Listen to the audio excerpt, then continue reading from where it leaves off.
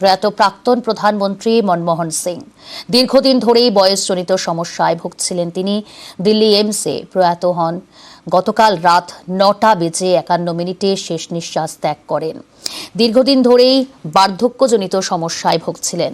92 বছর বয়সে প্রয়াত মনমোহন সিং 2004 থেকে 2014 সাল পর্যন্ত 10 বছর প্রধানমন্ত্রী পদে ছিলেন ডক্টর মনমোহন সিং। জন্ম 1932 সালের 26শে সেপ্টেম্বর।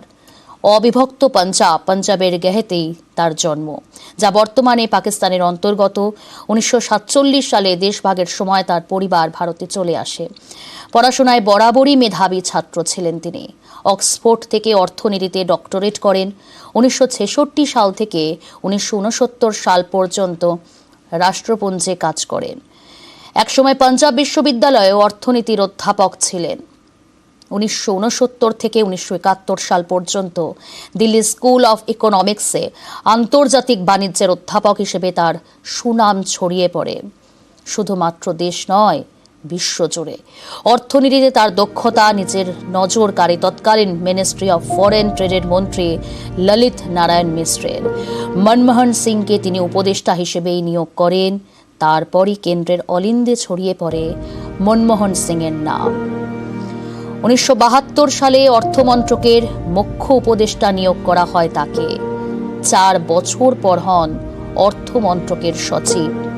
1980 থেকে 1982 সাল পর্যন্ত যোজনা কমিশন এবং 1982 সালে রিজার্ভ ব্যাংক অফ ইন্ডিয়ার গভর্নর হিসেবে নিযুক্ত হন তিনি। সেই সময় অর্থমন্ত্রী ছিলেন প্রণব মুখোপাধ্যায়। 1985 সাল পর্যন্ত এই পদে ছিলেন তিনি।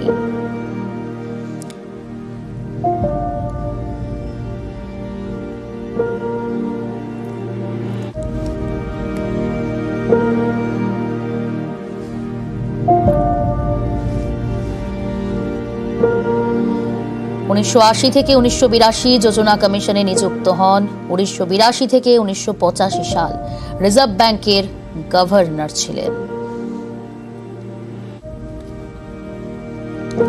1987 পদ্মভূষণ সম্মানে ভূষিত হন তিনি।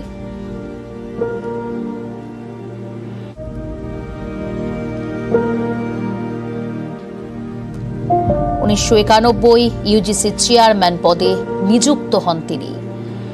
1991 রাজ্যসভার সদস্য হন। 1991 থেকে 1996 কেন্দ্রীয় অর্থমন্ত্রী ছিলেন তিনি।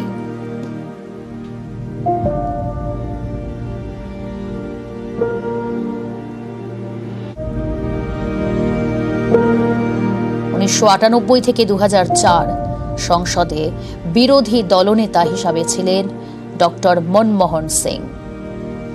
2004 থেকে 2014 টানা 10 বছর দেশের প্রধানমন্ত্রী।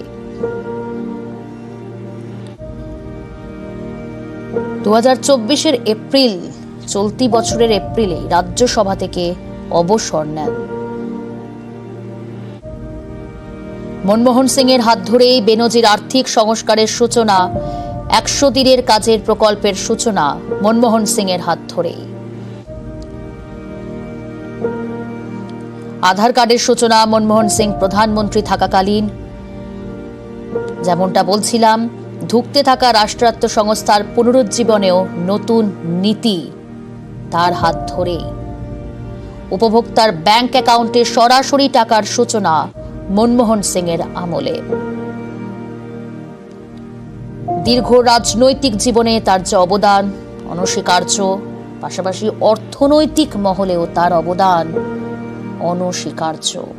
অর্থনৈতিক মহলে অপূরণীয় ক্ষতি তার প্রয়াণে।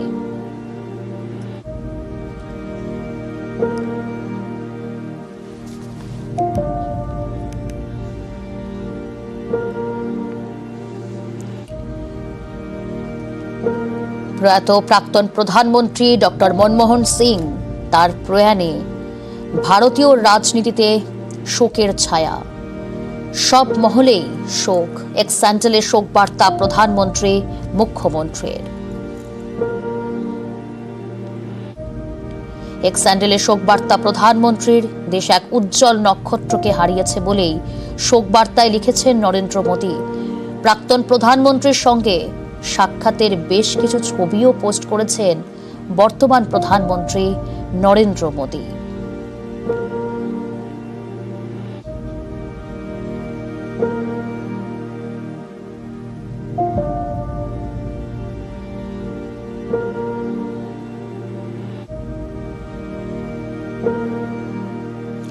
এক স্যান্ডেলে শোক বার্তা মুখ্যমন্ত্রী মমতা বন্দ্যোপাধ্যায়।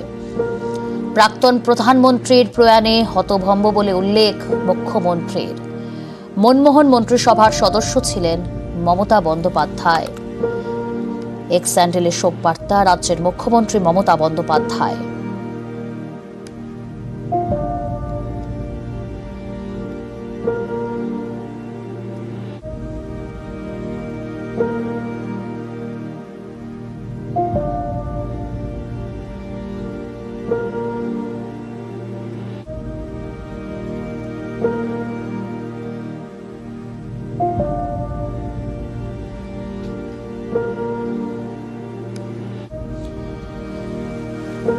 শোক প্রকাশ অমিত শাহ থেকে শশী থারুর সকলেই একে একে শোক প্রকাশ করেছেন।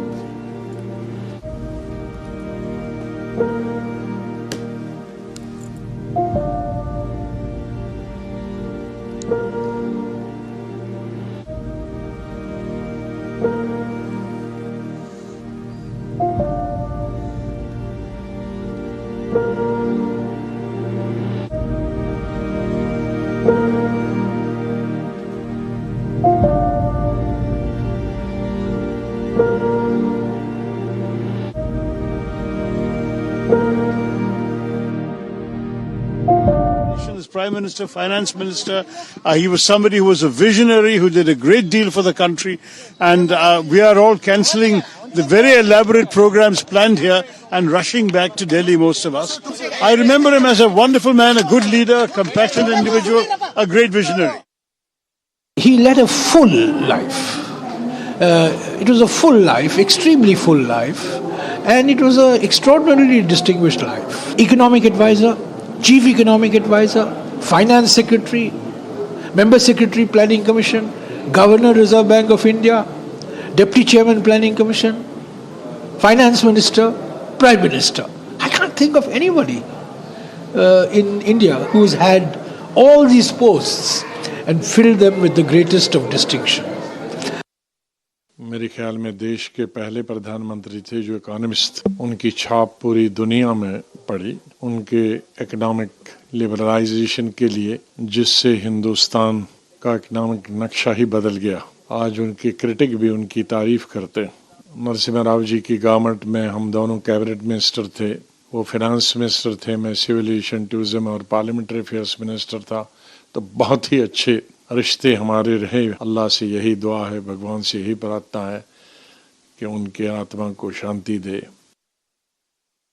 एक बार उनके घर में बरामदे में पानी आ रहा था पीएम हाउस में, तो सीपीडब्ल्यूडी के इंजीनियर जो है वो कैनोपी लगा रहा था छतरी ताकि पानी अंदर न जाए। वो आ गए, उन्होंने देखा ये क्या कर रहे हो, उनका सब ये पानी अंदर आता है इसलिए लगा रहे। कितने खर्च आएगा? 30,000 रुपए। बिल्कुल मत लगाओ। उन्होंने काम रुकवा दिया। तो इस तरह सरकारी पैसे को ही बचाते थे। बहुत ही जो है सादगी से रहते थे। कभी किसी की आलोचना नहीं करना, कभी किसी की बुराई नहीं करना। और उन्होंने कहा भी था कि इतिहास हमको याद करेगा। सच में डॉक्टर मनमोहन सिंह के योगदान को हम भुला नहीं सकते। প্রাক্তন প্রধানমন্ত্রী মনমোহন সিং এর প্রয়াণে স্মৃতিচারণ করে বার্তা রাজ্যপাল সিভি আনন্দ বোসের। I, as the Joint Secretary, had the duty to brief him on the questions which are coming about atomic energy in the Lok Sabha. He will listen very patiently and appreciate you what you do. He was a man who stood apart. He had a soul which is different from others. I respect him, I love him. The entire nation respects him, loves him for his humility, for his achievements, for his greatness. বাংলার রাজনৈতিক মহলে প্রাক্তন প্রধানমন্ত্রী মনমোহন সিং এর প্রয়াণে শোকের ছায়া।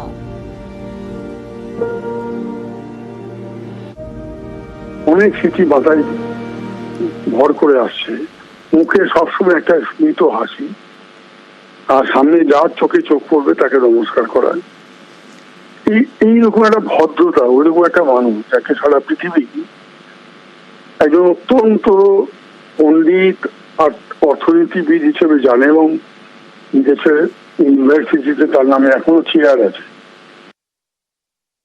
যেখানে যিনি জন্মেছিলেন সেই গ্রামে, যেখানে তিনি ছোটবেলাটা কাটিয়েছেন, সেখানে বিদ্যুৎ ছিল না, অন্ধকারে লম্ফ জ্বালিয়ে তাকে পড়াশোনা করে বড় হতে হয়েছে। সেটা পাকিস্তান, দেশভাগের পর তাকে চলে আসতে হয়েছে। এই বিরাট এক সংগ্রামের পথ অতিক্রান্ত করে তিনি কখনো বিদেশে, কখনো দেশে, কখনো রিজার্ভ ব্যাংক, কখনো প্রধানমন্ত্রী, এই যে চেকার্ড ক্যারিয়ার, তার বর্ণ বৈচিত্র্য, যার জীবনে বর্ণময় যাকে বলতে পারেন, সেই বর্ণময় একটা রাজনৈতিক চরিত্রের নাম ডক্টর মনমোহন সিং। অথচ যিনি কখনো অহংকারী হননি, যিনি কখনো দিমাগ দেখাতে যাননি, যার সততা, দক্ষতা এবং বলিষ্ঠতা আমরা বহুভাবে পদে পদে প্রমাণ পেয়েছি। মনমোহন সিং যে অর্থনৈতিক চিন্তা ভারতবর্ষে অর্থমন্ত্রী থাকাকালীন তিনি গ্রহণ করেছিলেন, সেদিন সারা বিশ্বকে ভারতবর্ষ জানিয়ে দিতে পেরেছিল আমেরিকার মতো দেশে রিসেশন, ব্যাংকগুলো যখন ডুবছে, তখন ভারতবর্ষের অর্থনীতি মাথা উঁচু করে দাঁড়িয়ে আছে। দাঁড়িয়েছিল শুধুমাত্র মনমোহন সিং এর জন্য। রাজ্যসভায় একসঙ্গে কাজ করার সুযোগ পেয়েছি।